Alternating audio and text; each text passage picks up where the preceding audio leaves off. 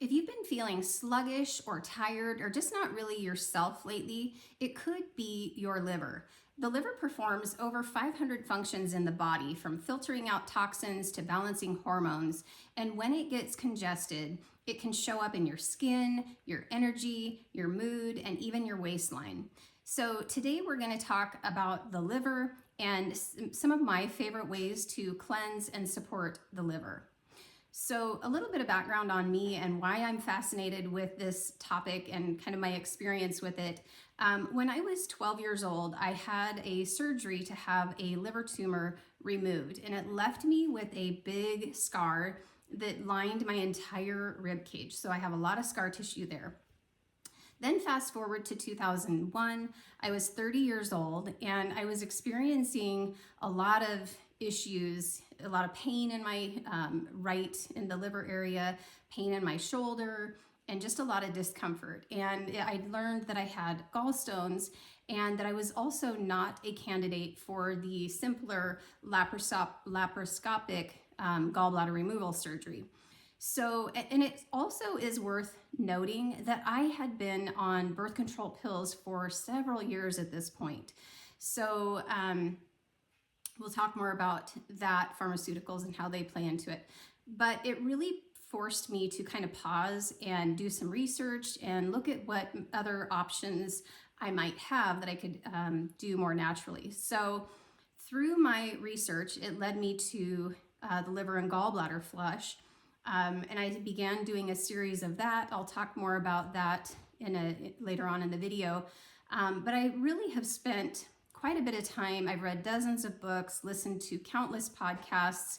I've experimented with a lot of different diets and many different cleanses and detoxes over the past 24 plus years. I want to first clarify that I have no medical background. This is not medical advice. It is just me sharing my lived experience, and maybe you can glean something from it if it helps you. Okay, so let's start with some signs that you may have a congested liver. So with the digestive system, you may have bloating or constipation, craving foods that you wouldn't normally eat, gas, and pain in the in the liver area on the right side of the body, under the rib, or in your right shoulder blade. Those are all could be signs that you have some congestion. In the hormone area, you could have heavy periods, hard PMS symptoms, irregular menstrual cycles, hot flashes, or night sweats. And I will tell you, I went through menopause in the past few years, and I really didn't have hot flashes or the whole sweaty thing. But the times that I did have, I would call them warm flashes, and not full-on sweat stuff. But the times that I did have any of that was when I knew that I needed to work on my liver a little bit. So I just thought that was kind of interesting. Weight gain around the abdomen, blood sugar imbalances, fatigue, especially in the afternoon, and difficulty losing weight, even if you're exercising and eating a clean diet. Some symptoms that can show up through your skin if the liver is sluggish: itchy skin, acne, rashes or eczema, a dull complexion, dark circles under the eyes, body odor or bad breath.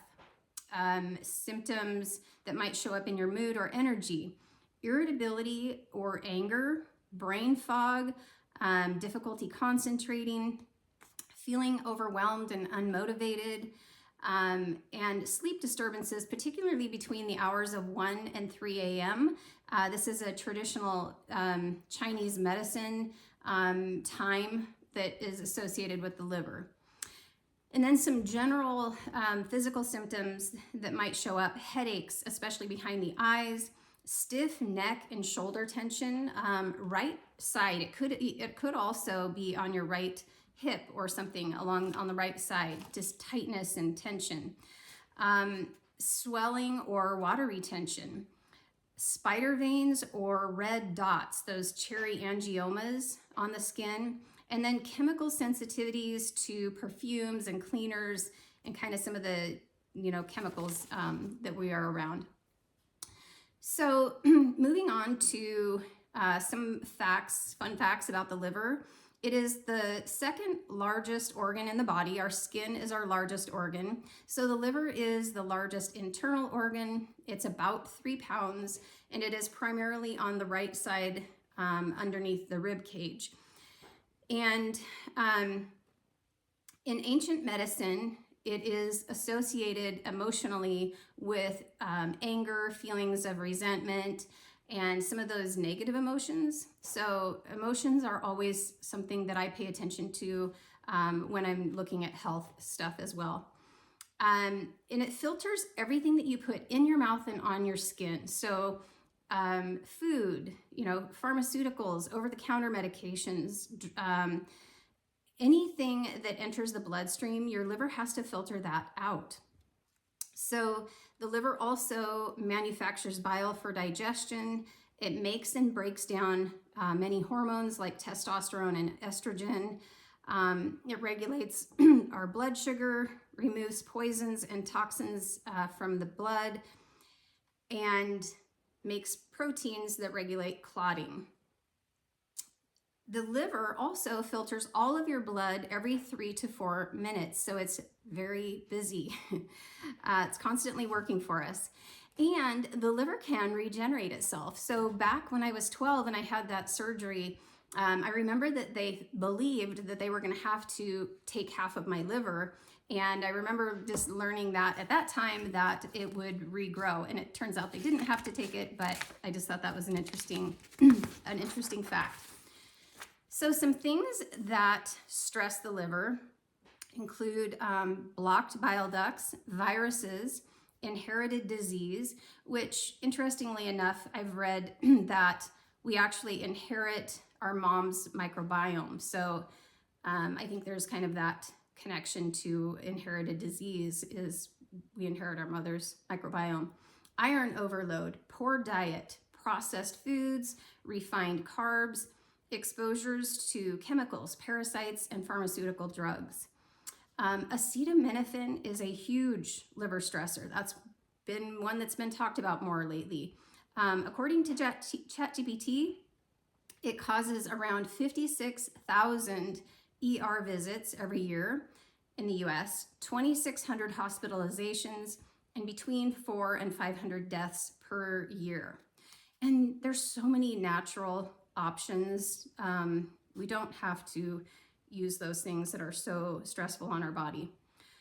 So some of the things that I have learned over the years and that I implement is, number one is diet. We need to be eliminating the processed foods, the seed oils, alcohol, gluten is a big one. I can eat my homemade sourdough bread, but I get kind of gummed up when I, get into pasta or any of that kind of stuff. But listen to your body and see how you're, which foods make you feel good and clean and which ones kind of bog you down. And then adding in foods that support the liver health like garlic, dandelion, beets, turmeric, leafy greens, citrus, green tea, and cruciferous vegetables. Number two is to clean up your personal care products. Our skin is a carrier, not a barrier. So everything that we put on our skin ends up in our blood and has to be filtered by the liver. So your shampoo, your deodorant, your cleaning supplies in your house, toothpaste, makeup, all of that stuff. There are so many, I'll do another video on that topic, but there's a lot of toxic stuff that we're exposed to on a daily basis. Even if you're eating clean, you might be using things that are inadvertently clogging your system. So number three is the liver and gallbladder flush. And I kind of want to talk about the pros and cons of this. I have done this cleanse dozens and dozens of times over the years. It is not fun. It is effective. It can be effective. I've done it and had it be a success, and I've seen lots of gallstones in the toilet. And I have also done it and kind of botched it anyway, so the gist of it, if you haven't heard of the liver and gallbladder flush, And I'm not going to get into specific how-tos. If you want a good book on the topic, The Liver and Gallbladder Miracle Cleanse by Andreas Moritz. And you might also find some YouTube videos. If you just search, you'll find some videos that give details. But basically, and in some versions of it, you do some prep work ahead of time, you know, maybe drinking a lot of apple juice or tart cherry juice. But the basic, it's a 2-day thing, and you eat no fat, low fat for breakfast and lunch, skip dinner, and then in the evening of the first day, you drink a tablespoon of Epsom salts in water. It tastes awful. And you do that at like 6 p.m. and 8 p.m. And then before you go to bed, you drink half of a cup of olive oil and the juice of like citrus fruit. So it might be grapefruit, lemon, whatever. And you want to get, you know, a good amount, like half a cup of that. So that part is not fun to drink that down. And I have a handful of times thrown up, and that just kind of defeats the purpose of the whole cleanse at that point. But the idea is that the bile builds up in the liver, and then by eating no fat, low fat, the bile builds up in the liver, and then when you consume that fat, it triggers the release of the bile that has been building up and kind of causes this flush through your system. Again, not medical advice. I would encourage you to study that and before you decide to do it, because it is you know. But anyway, and then the next morning you're going to drink more Epsom salts at like 6 a.m. and 8 a.m. and then you're going to stay near the toilet the rest of the day. So it can be very effective, but it's not my most favorite thing to do. I do still do it periodically, but I have other things that I also prefer. So Young Living has a detox trio. They've reformulated one of their other liver products, and they have this new one that includes, it's 3 parts. Let me see if I can find it all here. So it has capsules, liver tone. You take a couple of those. It has this whole body cleanse powder. You take a scoop of this in water, and then it also comes with Juvaflex oil that you can put over your liver. You can take it in a capsule if you want. You can, anyway, and so my husband and I are both doing this right now, and I really like it. I feel my liver talking to me, which always seems like a good sign. So we've only been doing this for about 3 weeks now, and I'm really liking it. We're gonna stay on this for a while, and I might kind of experiment with some dosages for myself. But that one, and I will link these things that I'm talking about in the description below, so that you can go and click on it and look at the ingredients and see all of the things. Another cleanse that Young Living has that I really like and recommend, and I don't have all of the parts and pieces of it, but it's a cleansing trio, and this one is more of a colon cleanse. It's not specific for the liver, but when you start addressing the liver, you need to make sure that your detox pathways are open, that your bowels are moving, that you are having, you know, ideally 2 to 3 bowel movements a day, because if you start doing cleanses and detoxes and you are not eliminating the waste, you will feel very ill. I've done that. It's not fun. So you want to make sure that you are eliminating 2 to 3 times a day and really getting rid of the stuff that you're breaking down. So the cleansing trio comes with essential zymes. I don't think my camera's focusing very well here, but it comes with essential zymes, which is Young Living has some fantastic enzymes, and I will link those below as well. But the essential zymes kind of help break down the stuff in your system. And then there is a powder, I don't have it right now, but there is a powder that's kind of, you know, got like psyllium husk and some other ingredients in there that really just kind of help clean the colon. And then it comes with Comfort Tone, which is an herbal, it's going to help you, it's going to help your bowels move, make sure things are, you know, moving. So the powder, sometimes it can kind of make you constipated. So you want to make sure you're drinking plenty of water, and you may need to take more of the Comfort Tone to kind of balance things out. So those are 2 cleanses that I really like and recommend. Another thing is coffee enemas. So I am a big fan of coffee enemas. I do a couple a week just as kind of general maintenance. And if I'm feeling like I'm getting sick, I will do more coffee enemas. And I'm not gonna kind of do a tutorial here, but if you study the Gerson therapy, or when people are working on, you know, bigger issues, in the Gerson therapy, they might do 4 to 5 a day. I've never done that, but they are very effective. They get up and help the liver. It kind of gets into the liver and helps just really clean out that area. So a big fan of that. Some supporting tools and practices that I do that aren't necessarily, you know, for the liver is Ningxia Red. I've done another video where I talked a little bit about Ningxia Red. It's a superfood juice that Young Living has. It's infused with citrus oils, they have the D-limonene in it. It's very cleansing and very good for the body, and just really super nutrition. And it's got that deep red colors. Gary Young and Ronald Lawrence and Mark Schroeder wrote a great book on the Ningxia wolfberry that I highly recommend. He's got all kinds of science and great information in there, and it's just a great resource. So Ningxia Red, citrus oils, again, it's not labeled for liver detox necessarily, but it is a very supporting thing. I will drink citrus oils in my water, or I might put it in a capsule and take it that way. They're great for cleansing and helping support the body. It can help the body produce more glutathione, which helps, you know, your body detoxify.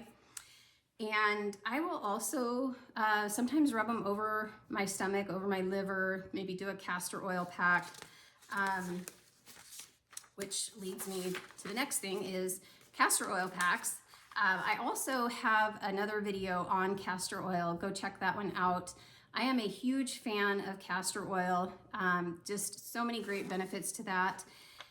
And I always like to partner castor oil with essential oils. And Young Living has an oil called GLF that's great to do with a castor oil pack, or it comes in with a vitality label, meaning you can take it internally. There's another one called Juva Cleanse. And then kind of moving into some of the emotional side of it, Young Living has, well, they have a feelings kit with 6 different oils related to feelings: forgiveness, harmony, inner child, present time, release, and valor. So this kit is really great to start kind of just working through some emotional stuff. But 2 oils that I really like to use, you know, working with emotions, is release. I will put that one over my liver, and forgiveness.